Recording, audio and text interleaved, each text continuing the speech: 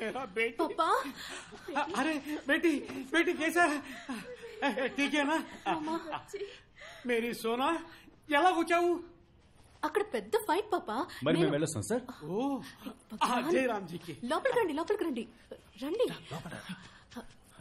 ఈయన వాళ్ళ దగ్గర నుంచి నన్ను కాపాడారు శుక్రియా బేటా శుక్రియా చాలా సంతోషం ప్లీజ్ బయటో అరే బయటోనా ఆజా బేటా आओ सोना तुम भी बैठो तो होना हाँ मामा मैं ठीक हूँ అరే చెప్పమ్మా నిన్ను ఎవరు ఎక్కడి నుంచి కిడ్నాప్ చేశారు బ్యూటీ పార్లర్ నుంచి బయటకు వచ్చేటప్పుడు ఒక వ్యాన్ లోకి తోసి ముక్కు మీద క్లోరోఫామ్ పెట్టారు పాపా బాపురే బాప్ వాళ్ళ ముఖం చూసావా చూడలేదు కానీ వాడి వాయిస్ మాత్రం నాకు మర్చిపోలేనంతగా గుర్తుంది ఆ తర్వాత ఈయన వచ్చి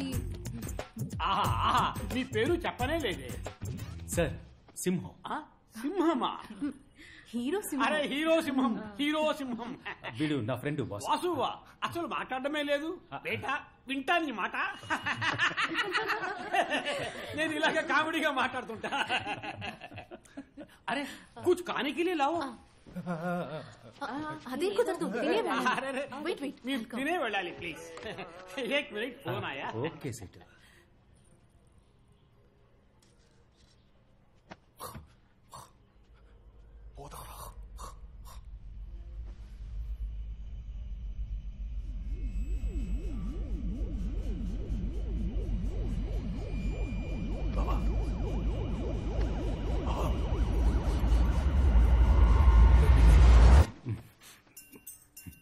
సింహం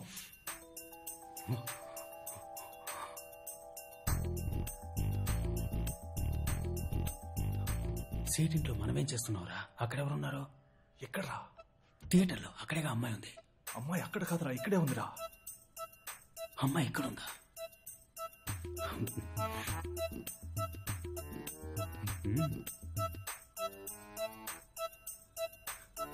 మరి క్యాషా నువ్వే కదరా అమ్మాయిని తీసుకొచ్చి వదిలిపెట్టావు ఇప్పుడు క్యాష్ వేస్తారా నేనెందుకురా తీసుకొచ్చి వదిలిపెడతాను బావా ఆటలాడకరా చాలాసేపటి నుంచి తేడాగానే ప్రవర్తిస్తున్నావు మన డబ్బులు ఇచ్చి సెట్ చేసిన మనుషుల్ని కూడా కొట్టి పడేశావు నేనా అవును ఆ అమ్మాయి నువ్వే తనని కాపాడి ఇక్కడికి తీసుకొచ్చామనుకుంటోంది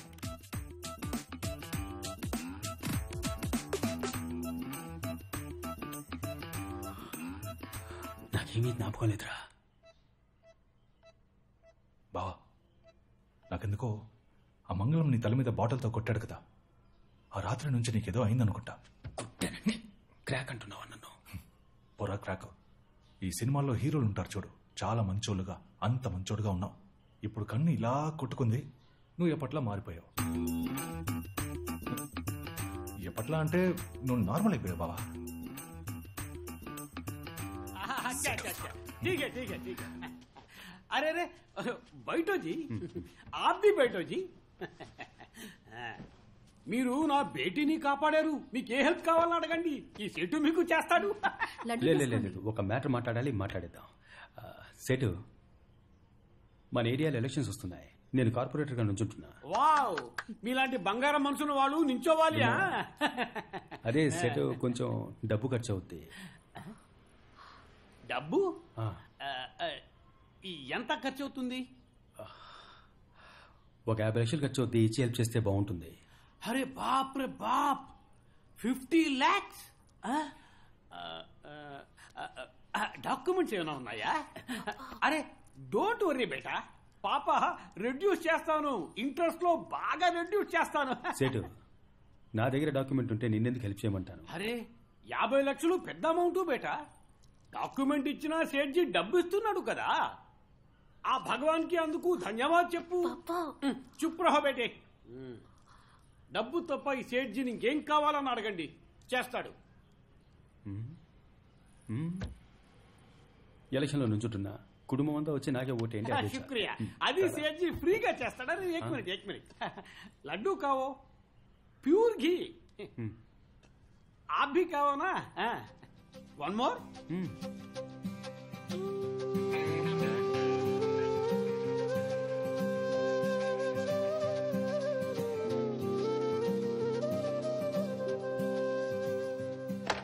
బాబా నిజంగా నేనే తనని కాపాడాను నేను చేసిన పెర్ఫార్మెన్స్ కి క్యాష్ లడ్డులా ఈ పాటికి చేతికి అందేదిరా. అంతా పాడు చేసి నేను చేశానని అడుగుతున్నా.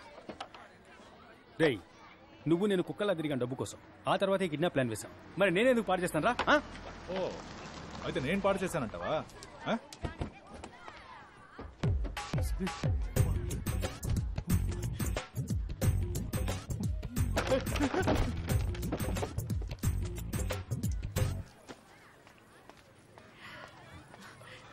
ఇదిగో మీరు అడిగిన 50 lakhs.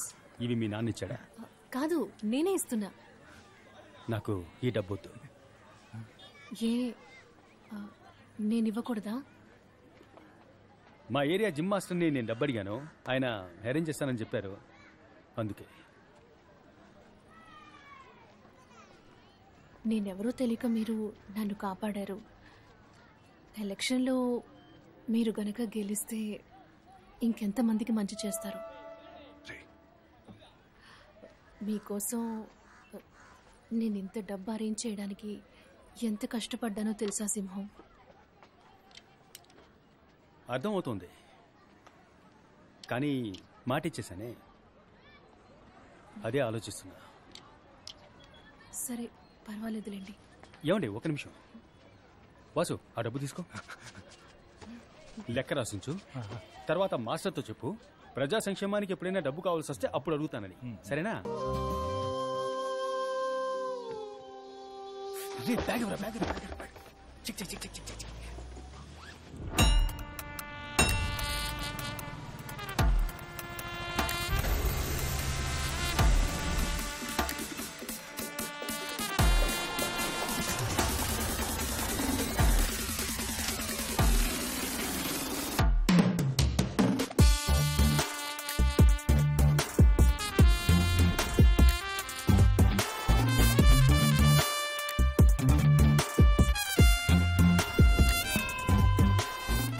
ఏరియాలో అభ్యర్థిగా ఎవరిని నించోబెట్టాలా అని బాగా ఆలోచించారు. ఒక మంచి నాయకుడు తానుగా ముందుకు రాకూడదు, నేనే నాయకుడినని, కానీ స్పష్టంగా తెలియాలి వీడే నాయకుడు అని. ఒక అడవికి ఎవరు రాజు అని ఆలోచిస్తే సింహమే రాజు. ఈ రోజు వాడి ముద్దు ముద్దు మాటలు వినడానికి నేనే ఆతృతగా ఎదురు చూస్తున్నా. రా సింహం, పైకి రా.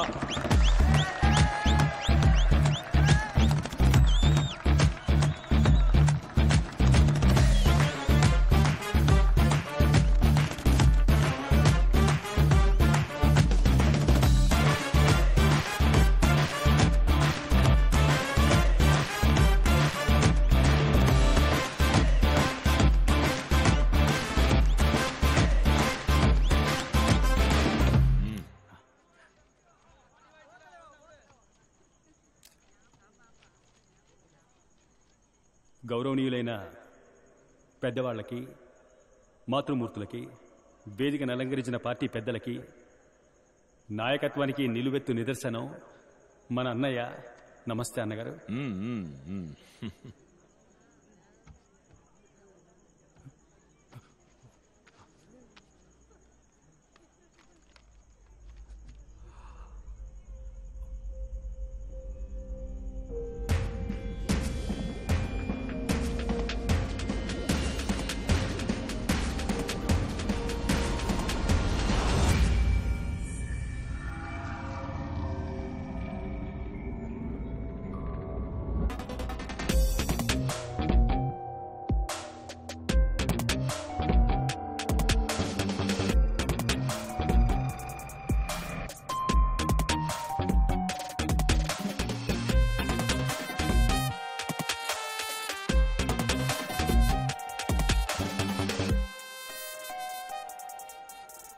అందరికీ నమస్కారం.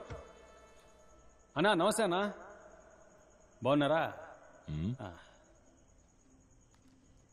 నేనే మన ఏరియాలో కార్పొరేటర్ పోస్టుకు నుంచోబోతున్నా. మన పార్టీ ఏమో 50 ఏళ్లకు పైగా రాజకీయాల్లో ఉంది, కానీ ఇన్నేళ్లుగా ఏది మారలేదు. పార్టీ గాని, పార్టీ జెండా గాని, పార్టీ చిహ్నం గాని, మన జీవితాలు గాని ఏ ఒక్కటి మారలేదు. కానీ అన్నగారి కుటుంబం మంచి మార్పు, మంచి అభివృద్ధి తరతరాలకి కదా అన్నగారు. 30 ఏళ్లు కాదు, ఇంకో 300 ఏళ్లైనా ఇక్కడ ఏది మారబోయేది లేదు. మనల్ని మారనివ్వరు వీళ్ళు. మనలో మార్పు రానివ్వకుండా మనల్ని జాగ్రత్తగా చూసుకుంటారు. ఎందుకంటే మనం ఎదిగితే అది వీళ్ళకు మంచిది కాదు. ఏంటి కోపమా? ఆవేశము విడిచి మూలకెళ్ళి నుంచోండి. మనం ఆశించే రాజకీయం వీళ్ళకి అర్థం కాదు. కానీ వీళ్ళు ఆచరించే రాజకీయం ఏమిటంటే ఓ ఇద్దరు కుల పెద్దల విగ్రహాల్ని ఆవిష్కరించి కులాల్ని కాపాడుకోవడం, మన ఏరియాలో ఉన్న వీధులకి వాళ్ళ పార్టీ నాయకుల పేర్లు పెట్టుకోవడం, అలా మన చెవుల్లో పువ్వులు పెట్టడం, 5 ఏళ్లకోసారి ఓట్లు అడుకోవడం. ఆ తర్వాత మనకేమైనా సమస్య వచ్చిందంటే, అంటే ఈ వరదలు వచ్చాయి, తుఫాన్ వచ్చింది, తలదాచుకోవడానికి చోటు లేకపోతే వీళ్ళ దగ్గరికి వెళ్ళి చేతులు చాచాలి. అయ్యా ఏదో ఒకటి చేయండి అయ్యా, పిల్లా పాపాలతో రోడ్డున పడ్డామని. వీళ్ళంతా దాన కర్ణులు కదా. ఏదో వీళ్ళ బాబు సొత్తు తీసుకొచ్చి మన చేతుల్లో పెడుతున్నట్టుగా మనం పప్పు ఉప్పు కొంటూ ఇచ్చిన పన్ను డబ్బుని వాళ్ళు మింగేయగా మిగిలింది మనకిస్తారు. అది కూడా కుక్కకు బిస్కెట్ వేసినట్టుగా. అది మనం ఏరుకొని వీళ్లకు దండాలు పెట్టాలి.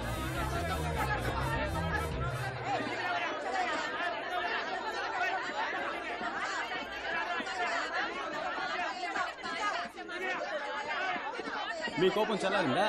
కూర్చోండి కూర్చోండి. నేను మాట్లాడేది మీకోసం కాదు, తెల్ల బట్టలు వేసుకుని మనసులు మురికిగా ఉన్న మీకోసం కాదు. మిమ్మల్ని నమ్ముకుని మీ ఇంట్లో ఉన్నారే మీ పిల్లా పాపలు, రేపటి తరం, వాళ్ల కోసం మాట్లాడుతున్నాను, అర్థం చేసుకోండి.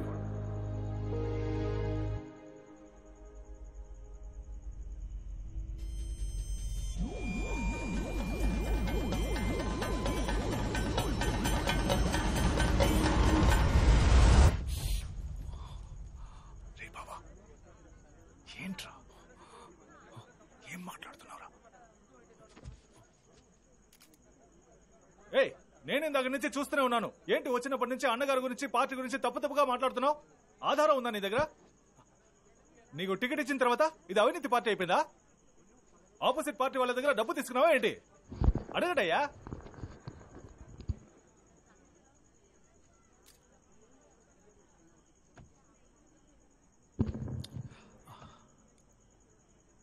కాకికి గుడ్లగూబతో వైరం, గుడ్లగూబకి కాకితో వైరం. ఈ కాకికి గుడ్లగూబకు సెట్ అవ్వదంట. ఈ గుడ్లగూబ ఏం చేస్తుందంటే, రాత్రుళ్ళు కాకుల కళ్ళు కనిపించవు కదా, కాకి గుడ్లన్నీ గుట్టుకున మింగేస్తుంది. అదేవిధంగా ఈ కాకి ఏం చేస్తుంది, పగటిపూట గుడ్లగూబ గూటికి వెళ్లి అది పెట్టిన గుడ్లన్నిటినీ గుట్టుకున మింగేస్తుంది. ఇక్కడ అదే జరుగుతుంది. ఇదే చోట ప్రతిపక్ష నేతలు వచ్చి నా అన్నగారి గురించి ఇదే విధంగా చెప్పి మీ చెవుల్లో పువ్వులు పెడతారు. వాళ్ళేమేం ఊహించుకొని చెప్తారో అవన్నీ ఇందాక మీతో నేనే చెప్పాను.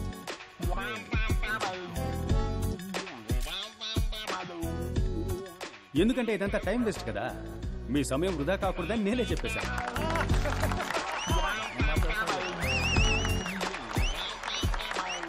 పచ్చకామలు వచ్చినోడికి లోకమంతా పచ్చగా కనిపిస్తుందట. అదేవిధంగా ఈ అవినీతి పరులకి తమ కళ్ళతో చూస్తే అంతా అవినీతిగానే కనిపిస్తుంది. సమయం సరిపోతుందా వాళ్ళు చేసిన అవినీతి గురించి చెప్పాలంటే? నన్ను లిస్ట్ చేసి ఇవ్వమంటారా? అన్నగారు, నేను విషయం చెప్పబోతున్నాను, దయచేసి నన్ను ఆపకండి. ఈ విషయం చెప్పే తీరాలి. ఓ 2 రోజుల ముందు అన్నగారిని కలవడం కోసం వెళ్ళాను. అప్పుడు ఆయన నా దగ్గరికి వచ్చి చెవిలో చెప్పారు, సింహం ఏం లేదు, ఖర్చులకు ఒక 50 కావాలి, ఇస్తావా? నేను ఒకరికి ఇస్తానని మాటిచ్చాను అని అడిగారు. అన్నగారు దయచేసి మీరు అడ్డుపడకండి. మీరెవరో ఈ ప్రజలకు తెలియాలి. అన్నగారు మీరు మౌనంగా ఉండాలని నేను ఆజ్ఞాపిస్తున్నాను. అన్నగారు 50 అడిగారు. ఏంట్రా ఇది, అన్నగారు 50 అడిగారే, నా దగ్గర నిజంగా డబ్బు లేదు, ఏం చేయాలో కూడా అర్థం కాల. ఎలాగో కింద మీద పడి ఒక 50 మోపు చేసి అన్నగారికి ఇచ్చాను. అప్పుడు ఆయన ఏం చెప్పి తీసుకున్నారో తెలుసా? నేను తిరిగి ఇచ్చేటప్పుడు నువ్వు ఖచ్చితంగా దీన్ని తీసుకోవాలి, ఇది నా పార్టీ మీద ఒట్టు, నా తల్లి మీద ఒట్టు అని చెప్పారు. అప్పుడే పితికిన పాలు ఎంత స్వచ్ఛంగా ఉంటాయో నా అన్న మనసు గుణం అంతే స్వచ్ఛంగా ఉంటుంది. చివరిగా ఒకే ఒక విషయాన్ని చెప్పి ముగిస్తాను. నేను నా చెల్లెలు మా అమ్మ నాన్నల్ని చూడలేదు. మాకు ఆకలేసినప్పుడల్లా మీరెవరు మమ్మల్ని పస్తులు ఉంచలేదు. ఈ ఏరియానే, నా జనాలే నాకు అమ్మ నాన్న తాత బామ్మ అత్త మామ అక్క చెల్లెలు అన్న తమ్ముడు అంతా మీరే. దానికి కృతజ్ఞతగా మీకు సేవ చేయడానికి, మీ ఇంట్లో పనివాడిగా, మీ వీధులు శుభ్రం చేసేవాడిగా పని చేయడానికి నన్ను ఆజ్ఞాపించండి. ఆ ఆజ్ఞ ఓటు రూపంలో వేయండి అని వేడుకుంటున్నాను.